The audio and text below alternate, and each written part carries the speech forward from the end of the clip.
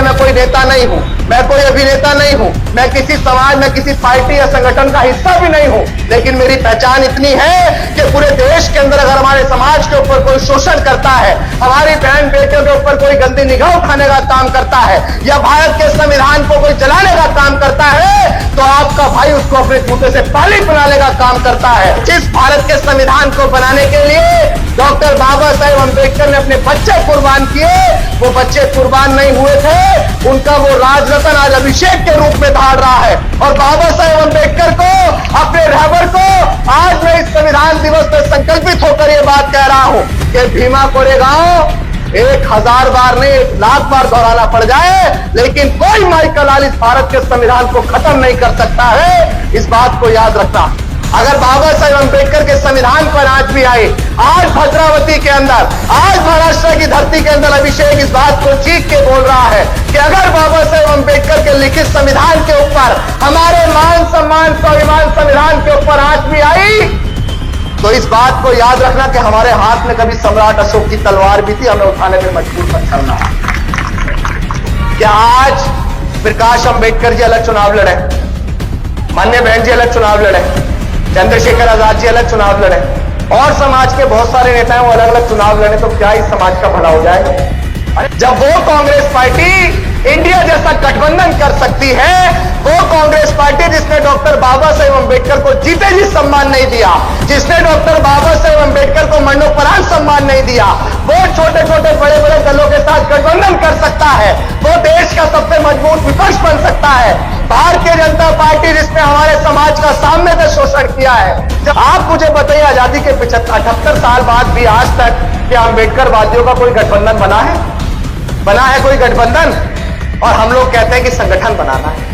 हमारे नेता मंचों पे आके चीख चीख के कहते हैं कि समाज को एकजुट हो जाना चाहिए, समाज को एकजुट हो जाना चाहिए, लेकिन मैं आप सबके माध्यम से उनसे पूछता हूं कि आप कब एकजुट हो जाओगे?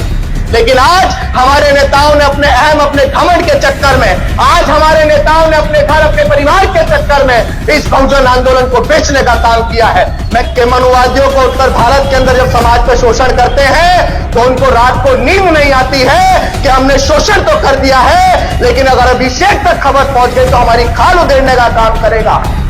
सर्वांना भद्रावती वासियांना माझ्यातर्फे, माझ्या टीम तर्फे भारतीय संविधान दिनाच्या हार्दिक मंगलमय शुभेच्छा। और इसमें कोई दो राय नहीं है कि मैं मराठी से ज्यादा वाकिफ नहीं हूं, लेकिन आपको ये भरोसा दिलाता है आपका ये भाई, आपका ये बच्चा, कि मैं मराठी भाषा से शायद थोड़ा दूर हूं, लेकिन मैं इस महाराष्ट्र से और आपके दिल से बिल्कुल भी दूर नहीं हूं। इस मंच पे आके मैंने ये देख लिया कि 100 बार तमन्ना से उतरे गहरे पानी में, कि 100 बार तमन्ना से उतरे गहरे पानी में, अपने इस समाज की प्यास को बुझा के रहेंगे। और जो सर कभी झुके तो नहीं थे, दबाए गए थे, उन सरों को फिर से उठा के रहेंगे। और अंधेरों में रहकर उजाला भूल गए हैं जो, कि अंधेरों में रहकर उजाला भूल गए हैं जो, उन घरों में फिर से चिराग जलाकर रहेंगे, उन घरों में फिर से चिराग जलाकर रहेंगे। साथियों, आज हम लोग भद्रावती की धरती पे संविधान दिवस मना रहे हैं। वो संविधान जिसे बनाने के लिए हमारे रहबर डॉक्टर बाबा साहेब अम्बेडकर ने तमाम कुर्बानियां दी, जिसे बनाने के लिए डॉक्टर बाबा साहेब अम्बेडकर ने अपनी 4-4 बच्चों की कुर्बानी दी, जिसे बनाने के लिए डॉक्टर बाबा साहेब अम्बेडकर के साथ साथ उनकी पत्नी रमाबाई ने बराबर का त्याग किया। आज मैं आपसे पूछना चाहता हूं मेरी माताओं बहनों, उस मां की छाती नहीं दहली होगी जिस मां ने अपने नन्हे बुच्चे बच्चों को इस संविधान के लिए बलिदान कर दिया, इस समाज की आजादी के लिए बलिदान कर दिया। लेकिन आज मैं आपसे कहता हूं, मैं बहुत चिंतित रहता हूं, मैं बहुत चिंतित इस बात से रहता हूं कि जिस संविधान को आज हम अपना आईन मानते हैं, जिस संविधान के लिए आज हम गर्दन काट भी सकते हैं और कटवा भी सकते हैं, जिस संविधान के लिए आज हम किसी से भी लड़ने को तैयार रह सकते हैं, जिस संविधान के लिए अभिषेक पूरे देश के अंदर चाहे आईएएस, आईपीएस, पीसीएस कोई भी हो, कोई जज हो, कलेक्टर हो, कोई भी हो, या कोई मुख्यमंत्री हो या प्राइम मिनिस्टर हो, अगर संविधान की बात आती है तो हम लोग उनकी आंखों में आंखें डाल के बात करने की काम करते हैं। मैं आपसे पूछना चाहता हूं कि वो संविधान के आज वाकई में खतरे में नहीं है, जिस संविधान दिवस को आज हम लोग मना रहे हैं, जिस संविधान को बनाने के लिए संविधान वो कुंजी है, जिस कुंजी ने हमें सारे अधिकार दिए, जिस कुंजी ने हमें समता का अधिकार दिया, जिस कुंजी ने हमें समानता का अधिकार दिया, जिस कुंजी ने हमें शिक्षा का अधिकार दिया, ये वो कुंजी है, ये वो दस्तावेज है जिसे बनाने के लिए डॉक्टर बाबा साहेब अम्बेडकर रात रात भर नहीं सोए थे और उसे बनाने के लिए 2 साल 11 महीने 18 दिन का समय लगा। और 26 नवंबर 1949 को आज ही के दिन डॉक्टर बाबा साहेब अम्बेडकर ने संविधान को पूर्ण रूप से बना के तैयार कर दिया था। लेकिन वो चिंतित थे इस बात से, वो कहते थे कि आज मैंने संविधान को बना तो दिया है, लेकिन मैं दुखी इस बात से हूं कि मैं संविधान जिनके हाथों में दे रहा हूं वो संविधान की सुरक्षा नहीं करेंगे। लेकिन आज मैं आपसे पूछता हूं कि क्या वाकई हमारा संविधान सुरक्षित है? मैं 28 महीने के लिए अपने घर से बाहर हूं। बीती 23 जुलाई 2023 को मैं अपना घर छोड़ा था और डॉक्टर बाबा साहेब अम्बेडकर की जन्मस्थली मध्य प्रदेश के महू से एक संकल्प की शुरुआत की थी और उसका नाम था बहुजन जागो मार्च और उसका उद्देश्य था बहुजन नेताओं साथ में आओ। क्योंकि डॉक्टर बाबा साहेब अम्बेडकर ने हमें जब संविधान बना के दिया तो उसके अंदर एक ऐसी ताकत बना के दी, जिस ताकत को देते हुए कहा कि अब इस देश में मैं एक ऐसी व्यवस्था लागू कर रहा हूं कि अब रानी के पेट से राजा पैदा नहीं होगा। मैं आपको वोट की ताकत दे रहा हूं, अब एक चपरासी के घर से भी राजा पैदा हो सकता है, अब एक मैटर के घर से भी राजा पैदा हो सकता है, अब एक झाड़ू मारने वाले के घर से भी राजा पैदा हो सकता है। लेकिन आज हमारे नेताओं ने अपने अहम, अपने घमंड के चक्कर में, आज हमारे नेताओं ने अपने घर, अपने परिवार के चक्कर में इस बहुजन आंदोलन को बेचने का काम किया है। मैं किसी से नहीं घबराता हूं, मुझे ना किसी की वोट चाहिए। अभी भाई साहब बोल रहे थे कि मुझे संसद भवन के अंदर जाना चाहिए। देखिए, डॉक्टर बाबा साहेब अम्बेडकर का सपना था कि देश की सबसे बड़ी महापंचायत के अंदर हमारे सबसे ज्यादा खासदार पहुंचने चाहिए, बिल्कुल पहुंचने चाहिए। लेकिन अभिषेक उस संसद भवन का हिस्सा बन के क्या करेगा जब हमारा समाज बहुत सारे भागों में बटा हुआ है? क्या अभिषेक के अकेले सांसद बन जाने से क्या मैं आवाज उठा लूंगा?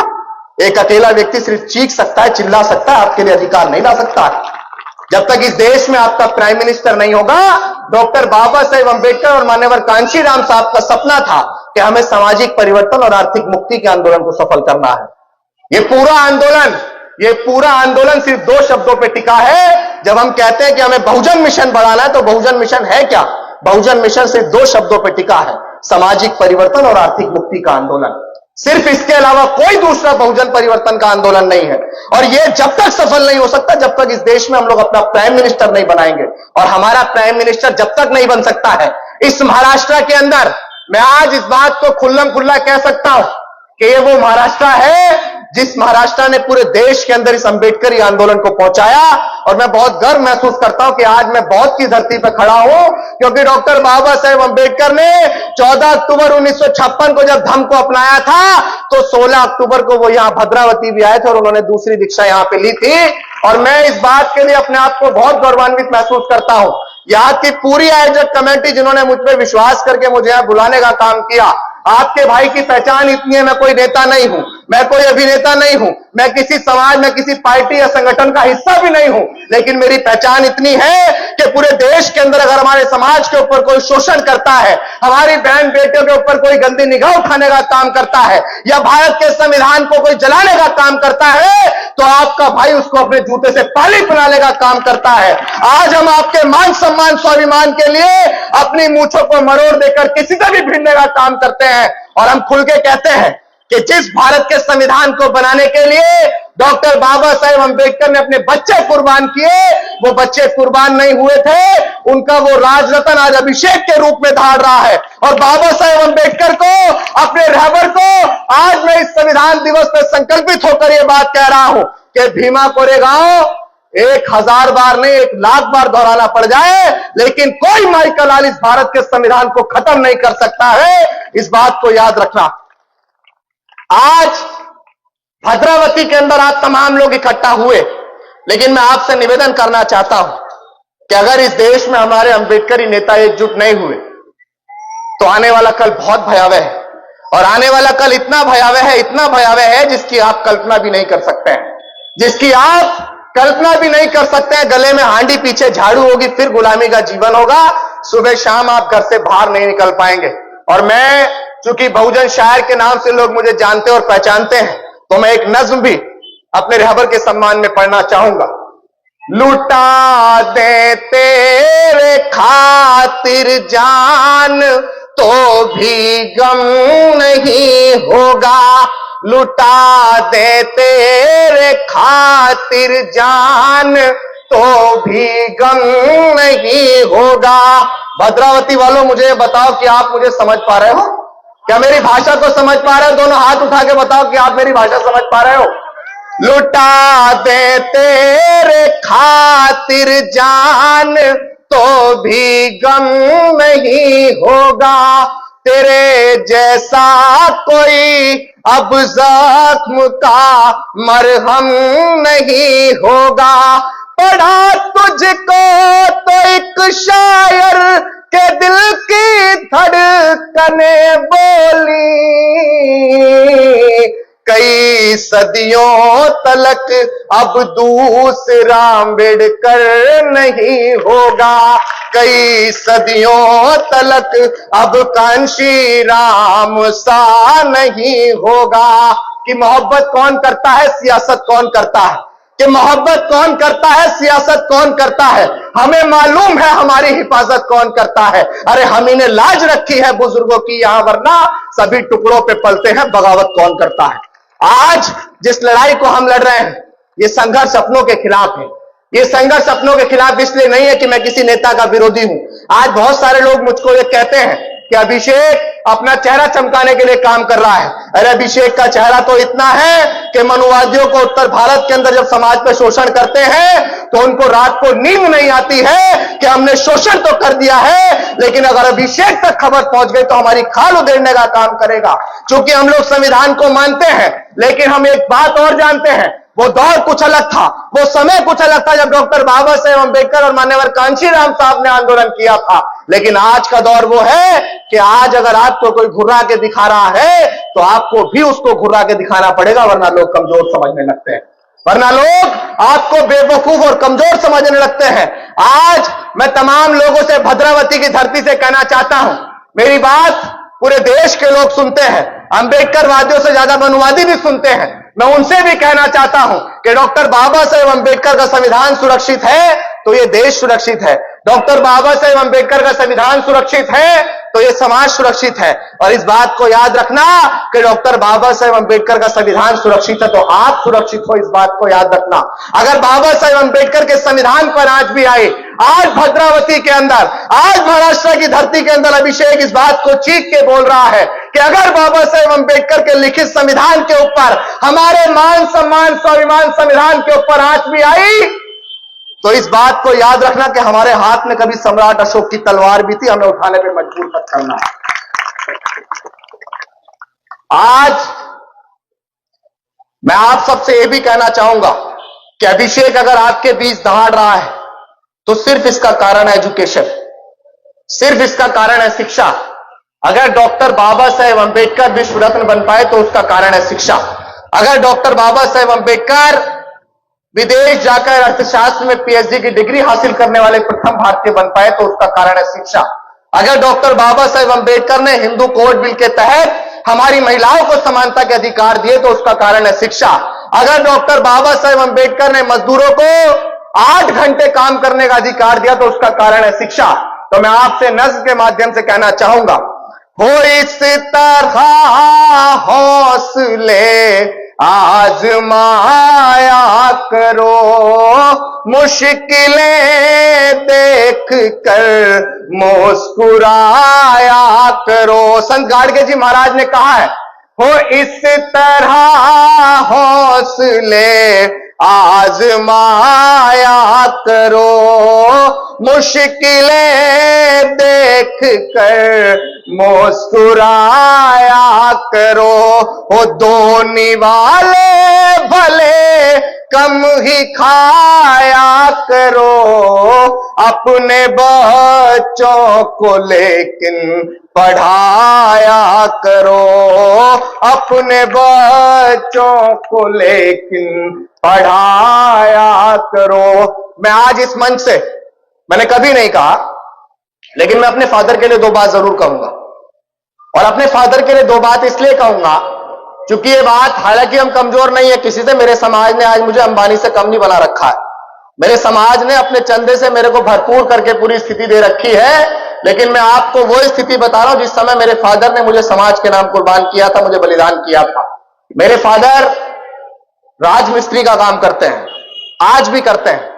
राजमिस्त्री वो होता है जो मकान बनाता है, जिसको 800-900 हजार रुपए की झाड़ी मिलती है। और 800-900 रुपए की झाड़ी से जब मैं स्कूल के अंदर पढ़ता था तो मेरे अंदर बचपन से आंदोलन था, क्योंकि हमने मान्यवर कांशीराम साहब को पढ़ा था। पहले हमने मान्यवर कांशीराम साहब को पढ़ा, इसीलिए हम लोग डॉक्टर बाबा साहेब अम्बेडकर को जान पाए, वरना शायद अगर कांशीराम साहब नहीं होते तो हम लोग आज डॉक्टर बाबा साहेब अम्बेडकर को भी नहीं जान पाते। क्योंकि डॉक्टर बाबा साहेब अम्बेडकर को चंद लोगों ने सिर्फ महाराष्ट्र तक सीमित करके रखा था, लेकिन मान्यवर कांशीराम साहब ने पूरे उत्तर भारत के अंदर हमारे रहबर को ले जाने का काम किया।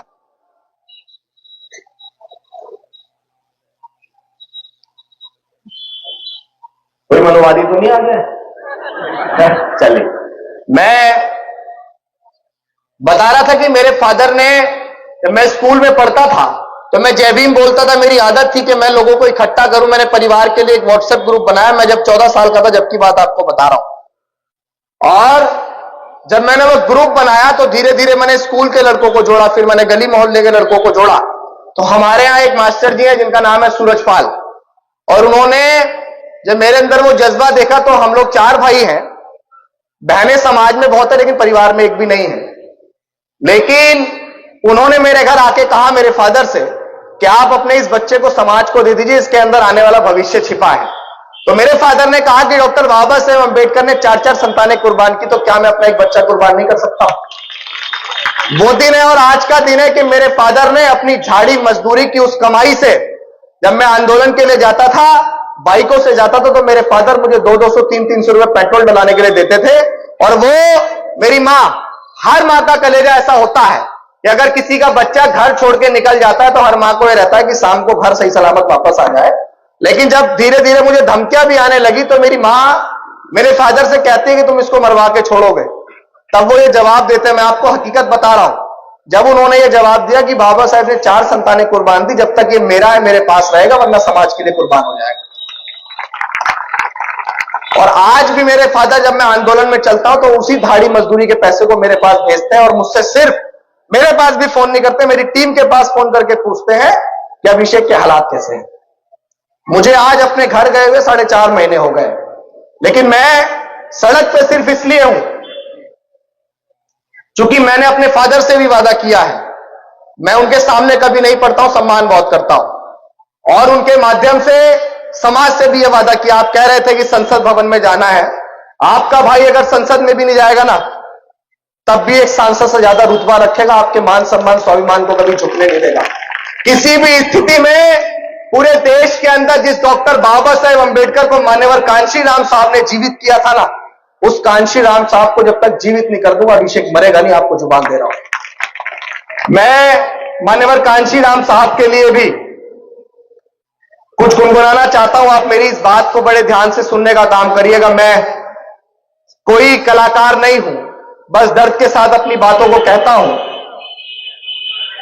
मैंने ही घूम घूम के ये कौम जगाई, मैंने ही बाम सेफ DS4 बनाई, मैंने ही घूम घूम के ये कौम जगाई, मैंने ही बाम सेफ DS4 बनाई। साइकिल से चला हूं मैं तो पैदल भी चला हूं, मैं कांशीराम आज यहां बोल रहा हूं। मैंने तो इस मिशन के लिए घर को था छोड़ा, अच्छी थी मेरी नौकरी माँ बाप को छोड़ा।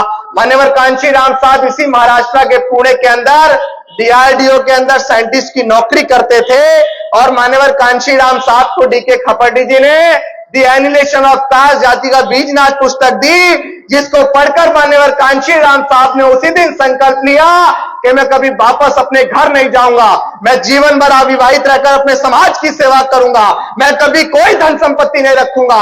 और मान्यवर कांशीराम साहब मर के चले गए, लेकिन वो कभी अपने घर नहीं गए, समाज के लिए अपने जीवन को कुर्बान करके चले गए। मैंने तो इस मिशन के लिए घर को था छोड़ा, अच्छी थी मेरी नौकरी, माँ बाप को छोड़ा, भूखा भी रहा हूं मैं तो प्यासा भी रहा हूं, मैं कांशीराम आज यहां बोल रहा हूं। मान्यवर कांशीराम साहब एक बात कहते थे कि उत्तर प्रदेश जातिवाद की गर्दन है, अगर हमने उस उत्तर प्रदेश की जातिवाद की गर्दन को मरोड़ के फेंक दिया तो हम लोग पूरे देश से जातिवाद को उखाड़ फेंकेंगे।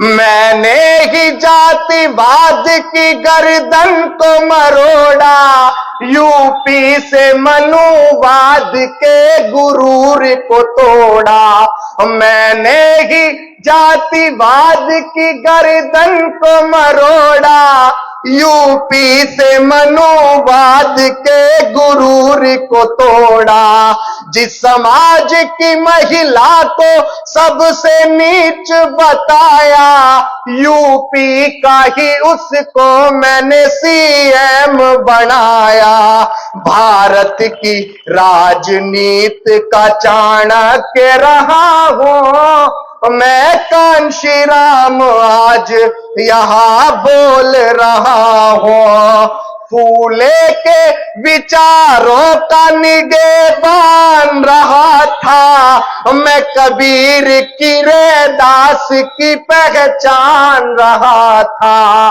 फूले के विचारों का निगेबान रहा था, मैं कबीर की रैदास की पहचान रहा था, अंबेडकर के जज्बे सा औलाद रहा हूं, मैं कांशीराम आज यहां बोल रहा हूं। कि अंधेरी रात में वो सूर्य बनकर आया, कि अंधेरी रात में वो सूर्य बनकर आया, डिग्रियां तो बहुतों ने ली पर उसने विद्वान बनकर दिखाया, और जब किसी में दम नहीं था संविधान लिखने का, तब हमारे रहबर डॉक्टर बाबा साहेब अम्बेडकर ने संविधान लिख के दिखाया। आज बहुत सारे लोग हमें देखकर जलते हैं, क्योंकि जब इस देश में संविधान नहीं था तो सिर्फ चंद लोगों को अधिकार था कि वो पढ़ सकते हैं, लिख सकते हैं, आईएएस, आईपीएस, पीसीएस, जज, डॉक्टर, बैरिस्टर, कलेक्टर, इंजीनियर और सब कुछ बन सकते हैं। लेकिन संविधान के बाद जब आज मोटरसाइकिल पे लोग जय भीम लिखवा के चलते हैं, जब संविधान के बाद लोग आज अपनी गाड़ियों पे जय भीम लिखवा के चलते हैं, तो उनके पेट में दर्द होता है, जिन्होंने कभी हमें सम्मान से खाट पर नहीं बैठने दिया। तो आज मैं क्या कहता हूं, हो तुम्हारी चौखटों पे सर के अब रखते नहीं हैं हम। संविधान के बाद जिनकी चौखटों पे हम लोग कभी सर रगड़ रगड़ के मर जाया करते थे, लेकिन वो लोग हमारी जाति के कारण हमारा इलाज भी नहीं किया करते थे, आज संविधान के बाद एक डॉक्टर बाबा साहेब अम्बेडकर का बच्चा क्या कह रहा है कि तुम्हारी चौखटों पे सर के अब रखते नहीं हैं हम, हमें मालूम है साहेब तुम्हें इस बात का है गम, और तुम्हारी तोप और बंदूकें हमको क्या डराएंगी, कि तुम्हारे बाप के भी बाप से डरते नहीं हैं हम, हमारे वीरों की गाथा, हमारे वीरों की गाथा कोरेगांव सुनाता है। किसी ने मुझसे बोला कि तुम्हारे लोग कब के बहादुर हुए थे, किसी ने मुझसे बोला तुम्हारे लोग कब के बहादुर हुए थे। मैंने कहा भीमा कोरे गांव में हमने भगा भगा के मारे थे, हम तब भी बहादुर थे, हम आज भी बहादुर हैं और हम कल भी बहादुर रहेंगे। हमारे वीरों की गाथा कोरेगांव सुनाता है, हमारे खून के किस्से, हमारे आंदोलन के किस्से मुजफ्फरपुर बताता है।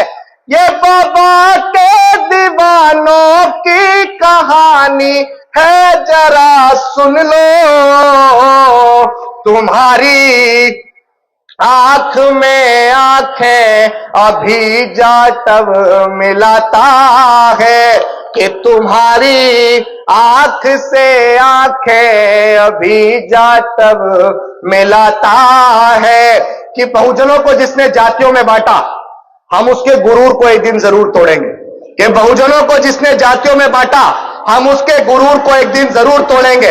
और दुश्मन सूरज सा तेज ही क्यों ना सही, एक दिन उसको डुबा के छोड़ेंगे। और डॉक्टर बाबा साहेब अंबेडकर का आंदोलन मनुवाद के खिलाफ था, कि डॉक्टर बाबा साहेब अंबेडकर का आंदोलन मनुवादी व्यवस्था के खिलाफ था, तो एक दिन उस मनुवादी व्यवस्था को मिट्टी में मिला के छोड़ेंगे। एक दिन उस मनुवादी व्यवस्था को मिट्टी में मिला के छोड़ेंगे। साथियों, अगर आप सुनना पसंद कर रहे हैं तो मैं आपको और सुनाना पसंद करूंगा। अगर आप सुनना पसंद कर रहे हैं तो मैं आपको और सुनाना पसंद करूंगा। लेकिन मैं आपसे यह भी उम्मीद करूंगा कि सिर्फ मनोरंजन के लहजे से मेरी बातों को सुन के घर मत चले जाना। इस बात को जरूर याद रखना कि अगर आज आपके बच्चे के पेट में दर्द भी हो जाता होगा ना, तो आप इस एरिया के बेहतर से बेहतर हॉस्पिटल के अंदर उसको दिखाने ले जाते होंगे। दिखाते नहीं दिखाते बताओ? अगर आपके बच्चे को थोड़ी चोट भी लग जाएगी तो आप पे अगर 50 गज का मकान भी है तो आप ये सोचेंगे कि वो 50 गज का मकान चाहे बिक जाए लेकिन मेरे बच्चे का इलाज हो जाए, वो बच जाए। लेकिन मैं आप सबसे और यहां जितने नौजवान साथी खड़े हैं, मैं उनसे भी बोलना चाहता हूं कि जो बीत गया है कल वो आज नहीं होता। कि जो बीत गया है कल वो आज नहीं होता। सबसे ऊंचा उड़ने वाला पक्षी सिर्फ बाज नहीं होता। और जिस कौम के नौजवान संघर्ष नहीं करते, उस कौम के सर पे कभी ताज नहीं होता। उस कौम के सर पे कभी ताज नहीं होता। नौजवान साथियों, इस बात को याद रखना कि आज आपके कंधों पे विशेष जिम्मेदारी है। बहुत सारे लोग ये कहते हैं कि नौजवान तो नौसिखिए होते हैं, नौजवानों को कोई ज्ञान नहीं होता है, नौजवान तो अपने खून के उबाल में न जाने क्या क्या कर देते हैं। लेकिन आज मैं तमाम देश के नौजवानों की तरफ से यह कहना चाहता हूं कि हमारे बड़ों ने आंदोलन को अगर 100 की स्पीड से बढ़ाया था, तो आज उस आंदोलन को पिछले 10 सालों के अंदर इन नौजवानों ने 1000 की स्पीड से बढ़ाने का काम किया है। और अगर ये नौजवान नहीं होते तो शायद आज इस आंदोलन का क्या होता मैं भी नहीं समझ सकता। मैं आपसे सिर्फ इतना कहना चाहूंगा कि कुल्हाड़ी में लकड़ी का दस्ता ना होता तो पेड़ के कटने का रास्ता ना होता। कि कुल्हाड़ी में लकड़ी का दस्ता ना होता तो पेड़ के कटने का रास्ता ना होता। यदि बाबा साहेब अंबेडकर आके संविधान को ना बनाते तो सदियों से रोता हुआ समाज कभी हंसता ना होता। साथियों, सदियों से रोता हुआ समाज कभी हंसता ना होता।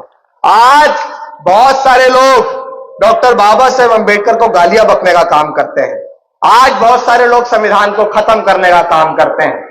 भोपाल की स्पीच आप सबने सुनी, एक बार फिर उसी अंदाज में आप सबसे कहना चाहता हूं और उन तमाम मनुवादी संगठनों से कहना चाहता हूं जो सिर्फ इतने से हैं और इतने बड़े जनसमूह से टकराने की उम्मीद कर रहे हैं, तो मैं उनसे कहना चाहता हूं कि हम अंबेडकरवादी है बेटा, कि हम अंबेडकरवादी है बेटा।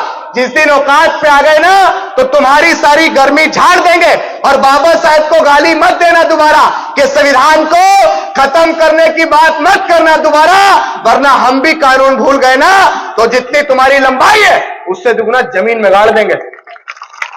आखिरी में एक नज्म गा के अपनी बात को समाप्त करूंगा। चूंकि लगातार कार्यक्रमों में हूं और मुझे फिर आगे कार्यक्रमों में रहना है, उसके बाद पैदल मार्च भी हमारा चल रहा है। मैंने जैसा आपको बताया कि 28 महीने के लिए संकल्पित हूं, किसी पार्टी संगठन का नुमाइंदा नहीं, लेकिन आंदोलन चल रहा है कि बहुजन नेताओं साथ में आओ। आप मुझे बताओ कि बिखरा हुआ समाज कभी शासक बन सकता है? मंच पे बैठे हुए लोग भी बताएं, बिखरा हुआ समाज कभी शासक बन सकता है? क्या आज प्रकाश अंबेडकर जी अलग चुनाव लड़े, मान्य बहन जी अलग चुनाव लड़े, चंद्रशेखर आजाद जी अलग चुनाव लड़े और समाज के बहुत सारे नेता हैं वो अलग अलग चुनाव लड़े, तो क्या इस समाज का भला हो जाएगा? अरे हमारे रहबर डॉक्टर बाबा साहेब अंबेडकर ने तो कहा था कि शिक्षित बनो, संगठित रहो और संघर्ष करो। हम शिक्षित हुए हम संघर्ष भी कर रहे हैं, लेकिन संगठित होने के नाम पे हम लोग 1,35,000 से ज्यादा संगठन बनाकर काम कर रहे हैं। ये कैसा संगठन है? ये कैसे डॉक्टर बाबा साहेब अम्बेडकर की बात मान रहे हैं हम लोग? अगर हमें डॉक्टर बाबा साहेब अम्बेडकर की बात माननी है, मैं इस मंच से कह सकता हूं कि जिन लोगों ने सदियों से हमारा शोषण किया, कांग्रेस पार्टी जिसको डॉक्टर बाबा साहेब अम्बेडकर कहते थे कि मेरे जीते जी तो छोड़िए, मेरे मरने के बाद भी अगर आप कांग्रेस के चवन्नी तक के मेंबर बन रहे हैं तो आप मेरे अनुयायी नहीं हो सकते। जब वो कांग्रेस पार्टी इंडिया जैसा गठबंधन कर सकती है, वो कांग्रेस पार्टी जिसने डॉक्टर बाबा साहेब अम्बेडकर को जीते जी सम्मान नहीं दिया, जिसने डॉक्टर बाबा साहेब अम्बेडकर को मरणोपरांत सम्मान नहीं दिया, वो छोटे छोटे बड़े बड़े दलों के साथ गठबंधन कर सकता है, वो देश का सबसे मजबूत विपक्ष बन सकता है। भारतीय जनता पार्टी जिसने हमारे समाज का सामने से शोषण किया है, जब हमारी माओ बहनों की इज्जत आबरू लुटी है, तो आरोपियों के पक्ष में पंचायतें भी हुई हैं। यह भारतीय जनता पार्टी का शासन था जब राजस्थान के अंदर 9 साल के मासूम इंद्र में इकबाल को मुंह में मार दिया था। यह भारतीय जनता पार्टी का शासन था जब हमें मूछें रखने पे मार दिया था राजस्थान के अंदर। यह भारतीय जनता पार्टी का शासन है। अभी मैं 4 दिन पहले गौतम बुद्ध नगर उत्तर प्रदेश के अंदर गया था, जहां हमारे समाज के एक व्यक्ति को सामने से गोली मारकर मार दिया। आज तक भारतीय जनता पार्टी के शासन में तमाम आरोपी गिरफ्तार नहीं हो पाए हैं और वहां आरोपियों के पक्ष में पंचायतें भी चल रही हैं। उसके बावजूद वो लोग एकजुट हो सकते हैं, वो आरएसएस और भाजपा के लोग एकजुट हो सकते हैं। तो जिस समाज की उन्नति प्रगति राजनीति पे टिकी है, डॉक्टर बाबा साहेब अम्बेडकर ने कहा कि political power is a master की, यानी कि राजनीतिक ताकत हर ताले की चाबी है। लेकिन आज हमारे नेता अपने घमंड में क्यों हैं? वो एकजुट होकर एक महागठबंधन क्यों नहीं बनाते हैं? आप मुझे बताइए, आजादी के 78 साल बाद भी आज तक क्या अम्बेडकर वादियों का कोई गठबंधन बना है? बना है कोई गठबंधन? और हम लोग कहते हैं कि संगठन बनाना है। हमारे नेता मंचों पे आके चीख चीख के कहते हैं कि समाज को एकजुट हो जाना चाहिए, समाज को एकजुट हो जाना चाहिए। लेकिन मैं आप सबके माध्यम से उनसे पूछता हूं कि आप कब एकजुट हो जाओगे? क्या आज तक इस महाराष्ट्र के अंदर प्रकाश अंबेडकर जी और माननीय बहन जी ने एकजुट होकर चुनाव लड़ा है? अरे तो फिर हमें एकता का पाठ पढ़ाते हो? हम तो एक साथ बैठे हुए हैं, तुम बैठ के दिखाओ ना 2 जने, हम तो हजारों बैठे हुए हैं। बताओ, बैठना चाहिए नहीं बैठना चाहिए? हमारे उत्तर भारत के अंदर अगर माननीय बहन जी और चंद्रशेखर आजाद एकजुट हो जाए तो मैं आपको दावे के साथ स्टाम्प पेपर पर लिख के कह सकता हूं कि भाजपा, आरएसएस और कांग्रेस की रातों की नींद हराम हो जाएगी कि एकजुट कैसे हो गए। जब हम इस बात को जान रहे हैं, यहां बैठा हुआ प्रत्येक नागरिक ताली बजा के इस बात को सम्मान दे रहा है कि हमारे नेताओं को एकजुट होना चाहिए। भाजपा कांग्रेस बैकफुट पे जाएगी अगर हमारे नेता एकजुट होंगे, तो यार हमारे नेताओं की बुद्धि कहां मारी गई कि वो एकजुट नहीं हो रहे हैं? हमारे नेताओं की बुद्धि क्यों मारी गई कि वो एकजुट नहीं हो रहे हैं? उत्तर प्रदेश के अंदर मान्यवर कांशीराम साहब ने माननीय बहन जी के रूप में 4-4 बार सरकारें बना के दी।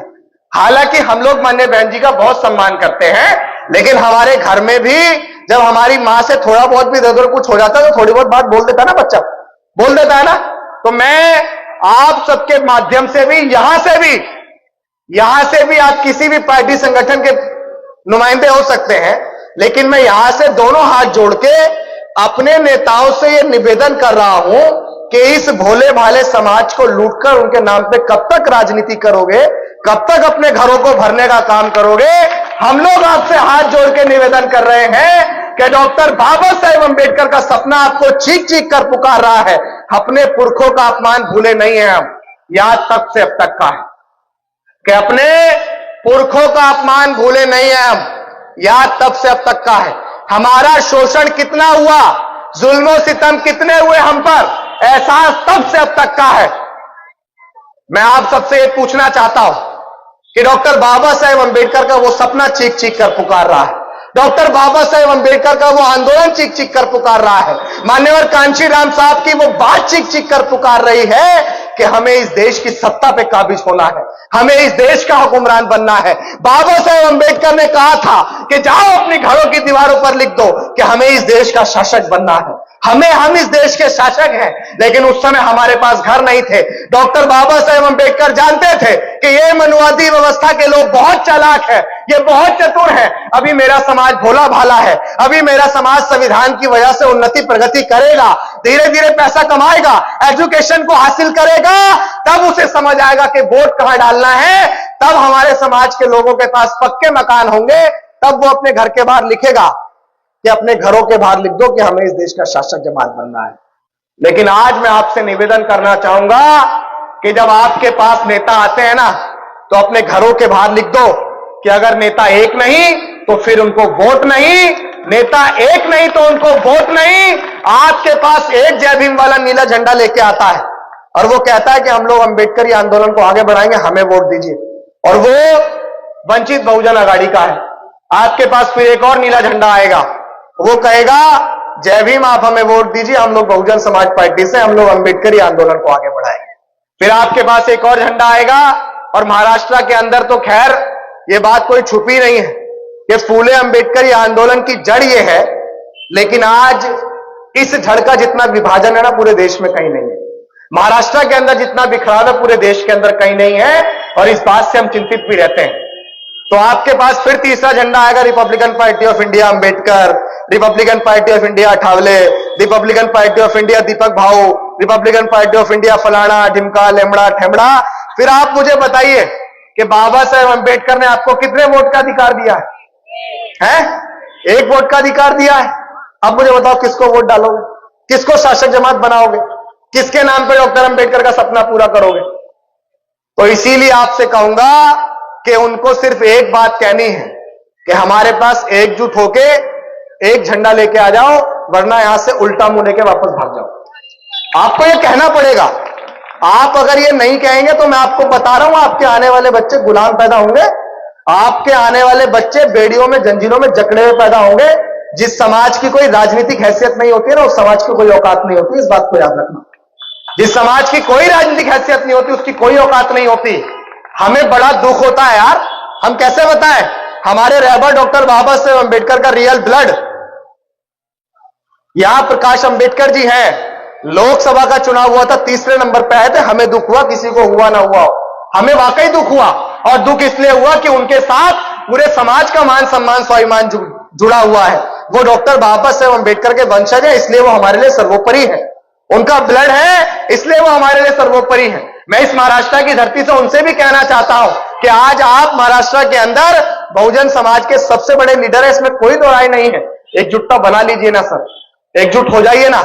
आप सबके माध्यम से कह रहा हूं कि उनको एकजुट नहीं होना चाहिए।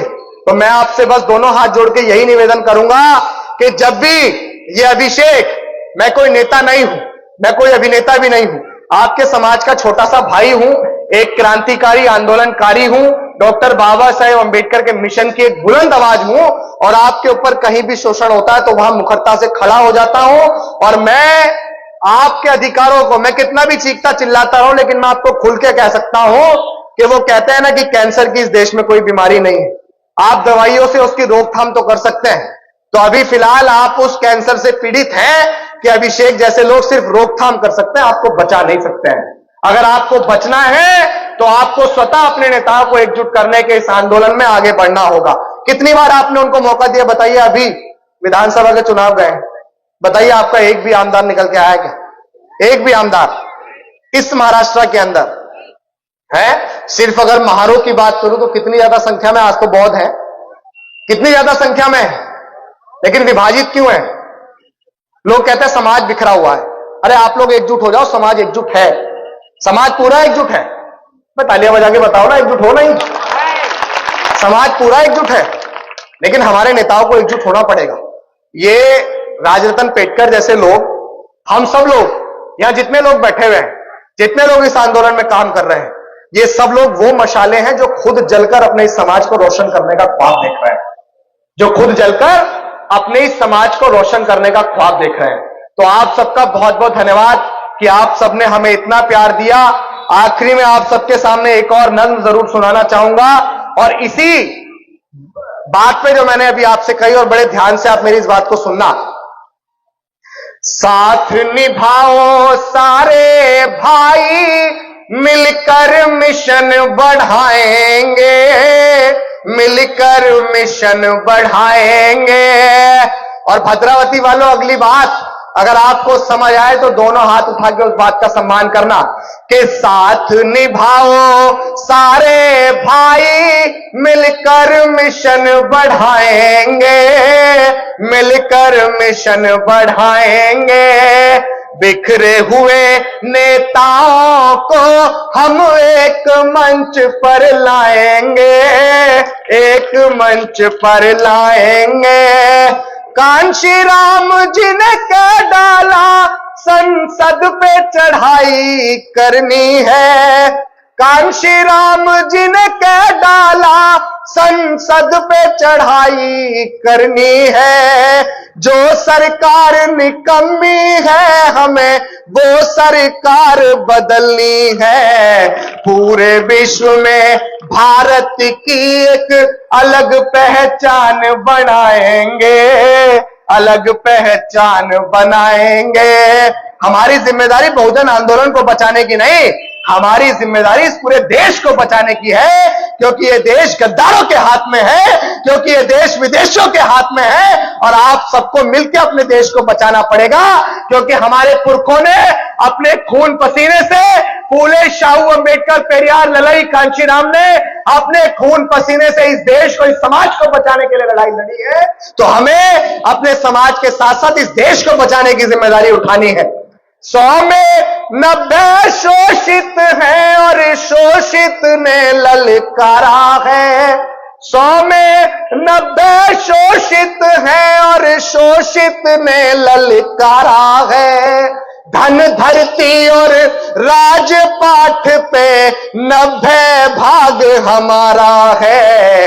इस भारत को जिसने लूटा उसको सबक सिखाएंगे, उसको सबक सिखाएंगे। बिखरे हुए नेताओं को हम एक मंच पर लाएंगे। साथ निभाओ सारे भाई, मिलकर मिशन बढ़ाएंगे।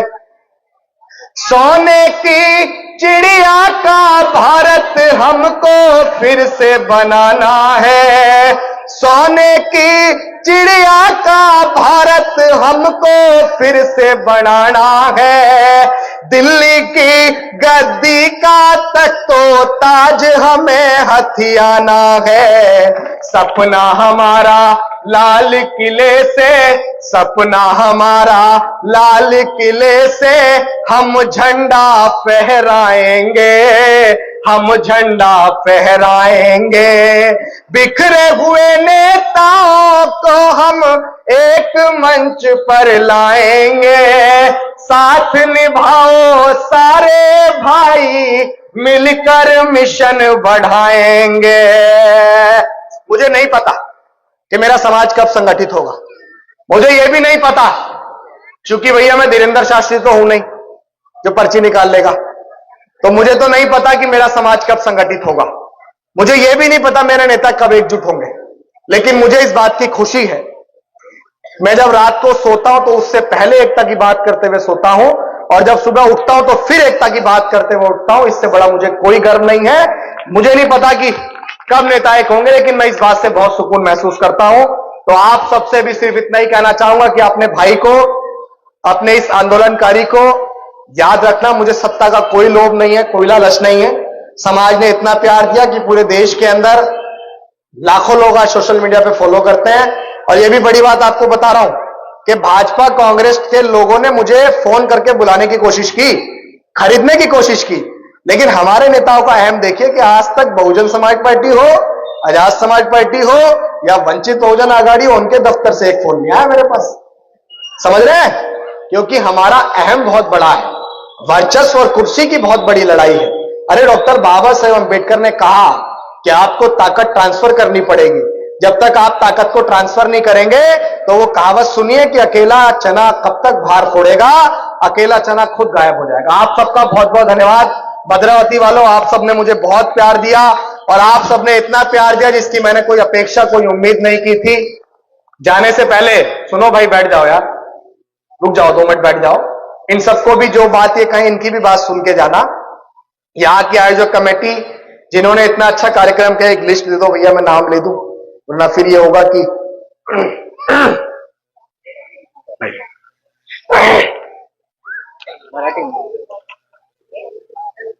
मराठी में है तो पढ़ लेंगे। कहाँ है ये? अच्छा, ये सुनो, ये ला है ना? हाँ ले, ठीक, धन्यवाद।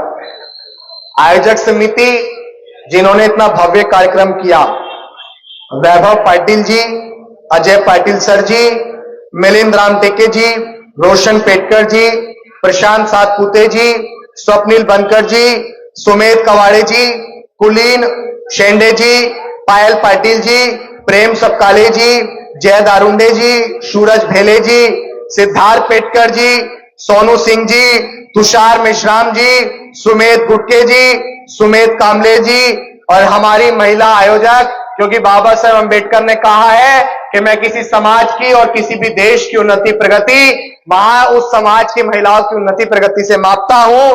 तो आज हमारे साथ कंधे से कंधा मिलाकर महिला आयोजक भाग्यश्री शेंडे, सीमा वालके, मालती पाटिल जी, प्राची वेलेकर जी, शिल्पा नगराले जी, सुवर्णा कोलटकर जी, कल्पना देवगढ़े जी, मानसिक देव जी, रेणुका साने जी, भाग्यश्री पवार जी, स्मिता इंदुरकर जी, कुंडा खाड़े जी, प्रतिभा जाम्बुलकर जी, सारिका कामले जी और ये संगठक आदर्श मेश्राम जी, पंकज शेंडे जी, स्वप्निल मोहितकर जी, सागर भेले जी, सुंदर सिंह जी, अनमोल दुबे जी, वैभव मानकर जी, कोमल वाकड़े जी, प्रकाश पेटकर जी, चंदन पेटकर जी, प्रफुल्ल कामले जी, अनुज राम टेके जी, अतुल पाटिल जी, अमृत भालेराव जी, पंकज चालखुरे जी, प्रथम देवगढ़े जी, वैभव जुलमे जी, सचिन नारायणे जी, बादल बाराहाते जी, करण सोनवले जी और पुनीत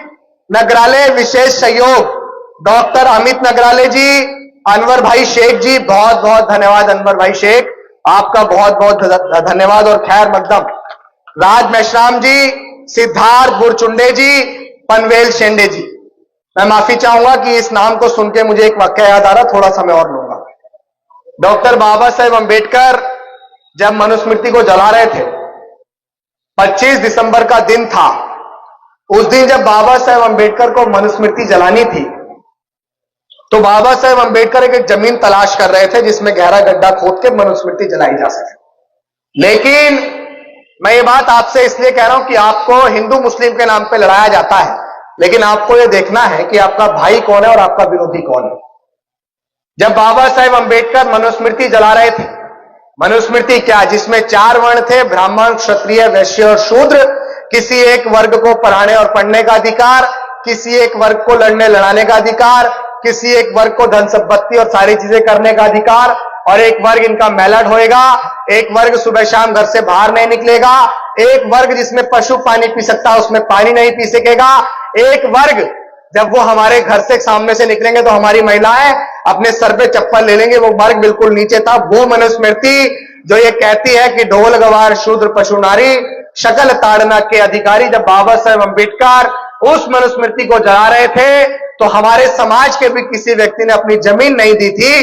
तो नाम शायद मेरा थोड़ा दिमाग से मिसहैपनिंग हो रहा है, फतेहुर रहमान नाम के शायद व्यक्ति ने अपनी जमीन दी थी। तो मुस्लिम कम्युनिटी का ये बड़ा कर्ज है हम पर, और हम उनसे ये कहना चाहेंगे कि मुस्लिम कम्युनिटी का जहां पसीना गिरेगा हम लोग अपना खून बहा देंगे, उनको इस मुल्क में बिल्कुल अकेला नहीं छोड़ेंगे। बाबा साहेब अंबेडकर ने कहा था कि हमारा मुल्क कभी भी किसी एक धर्म के नाम से नहीं जाना और पहचाना जाएगा। पाकिस्तान और भारत के विभाजन में भी उन्होंने लिखा है कि भारत अगर किसी एक धर्म के नाम से जाना और पहचाना गया तो ये भारत के लोकतंत्र के लिए सबसे बड़ा खतरा होगा, ये भारत की अस्मिता और अखंडता के लिए बहुत बड़ा खतरा होगा। तो जब तक हम जीवित हैं, मर गए तो कह नहीं सकते, जब तक हम जीवित हैं ईंट से ईंट बजा देंगे। भारत सेक्युलर था, सेक्युलर है और भारत सेक्युलर रहेगा। इसकी अखंडता को, इसकी एकता को कोई माइका लाल भी खराब नहीं कर सकता है। यह मुल्क कभी भी किसी एक धर्म के नाम से नहीं जाना और पहचाना जाएगा। इस मुल्क को जितना हिंदू ने सजोया है, इस मुल्क को उतना मुसलमान ने भी संजोया है। इस मुल्क को बौद्ध, जैन, ईसाई, पारसी सब ने मिलकर संजोया है। अंतिम पायदान पे खड़े उस व्यक्ति ने भी संजोया है जो मजदूरी का काम करता है। तो ये मुल्क किसी के बाप की जागीर नहीं है, ये मुल्क हम सबका है। ये मुल्क भारत के संविधान के हिसाब से चलेगा, किसी मनुस्मृति वनुस्मृति के हिसाब से नहीं चलेगा। बहुत बहुत धन्यवाद आप सबका, साधुवाद। एक बात और रह गई, और वो ये रह गई कि महाराष्ट्र से हमने अपना दूसरा मार्च शुरू किया था और नागपुर के अंदर आके पेटकर जी को याद होगा, हालांकि हम तो जीवन से ही बौद्ध हैं, जब पैदा हुए थे तो बौद्ध ही पैदा हुए थे, लेकिन फिर भी समाज के अंदर एक मोटिवेशन देने के लिए जिस दिन डॉक्टर बाबा साहेब अंबेडकर ने हिंदू धर्म को त्याग कर तथागत बुद्ध के धर्म की दीक्षा ली थी, तो हमने भी 12 अक्टूबर को इसी नागपुर के अंदर तथागत बुद्ध के धर्म की दीक्षा ली थी। और समाज से भी ये कहना चाहूंगा कि शिक्षित बनो, संगठित रहो, संघर्ष करो। ये तो बाबा साहेब अंबेडकर ने कहा था, लेकिन बाबा साहेब अंबेडकर ने यह भी कहा था कि हमें भारत को बौद्ध में भारत बनाना है, और जब तक भारत बौद्ध में भारत नहीं बनेगा तब भी बाबा साहेब अंबेडकर का सपना पूरा नहीं होगा। बहुत बहुत धन्यवाद, बहुत बहुत साधुवाद। आप सबने मुझे बहुत प्यार दिया। मैं दोबारा जब भी मौका मिलेगा आप सबके लिए सर के बल चल के आऊंगा, और आपके मान सम्मान स्वाभिमान के लिए चाहे गर्दन कटानी पड़ जाए पूरे देश के अंदर। अगर महाराष्ट्र के अंदर किसी, आप कह रहे थे ना कि महाराष्ट्र की भाषा नहीं समझ पा रहा हूं, मैं भाषा बेशक नहीं समझ पा रहा हूं, लेकिन जुबान देके कह रहा हूं, पेटकर जी आपको भी कह रहा हूं, सिर्फ प्रोग्राम के लिए याद मत करना। अगर किसी भी साथी को कोई छोटी से छोटी परेशानी भी हो तो आपके सम्मान के लिए ईंट से ईंट बजा देंगे। मेरे लिए महाराष्ट्र ज्यादा दूर नहीं है, हवाई जहाज से उड़ के आऊंगा, 1.5 घंटे में यहां पहुंच जाऊंगा यहां। ठीक है, बहुत बहुत धन्यवाद, बहुत बहुत साधुवाद, शुक्रिया।